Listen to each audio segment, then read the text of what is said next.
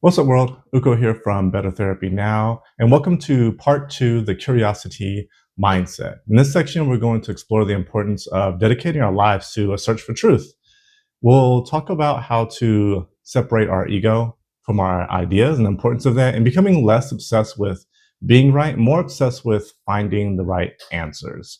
And this really require three things: humility, the boldness to ask questions, and the ability to endure rejection. In the beginning of this section, we'll talk about the philosophy of truth seeking and do an exercise to separate our subjective beliefs from objective beliefs.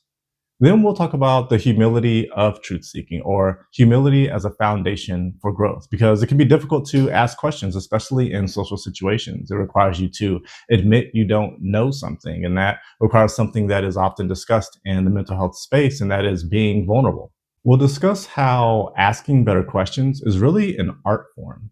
Curiosity is a tool that often goes unused in several people, but once you recognize it as a tool and allow that to guide you in conversations, you'll begin to not only ask more questions that can progress you forward intellectually and philosophically, but you'll be able to ask more open ended, thought provoking questions. We'll learn to embrace rejection and our failures because it is part of the journey to success. That's just a fact.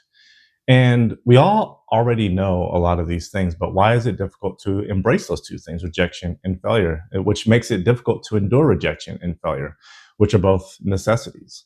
And we'll lastly discuss what role our ego plays in all of this. The goal of this section is to teach you that humility and resilience are two things that can be built. You can actually build humility through practices. At the end of this section, we're going to better be able to adapt and remain open to learning.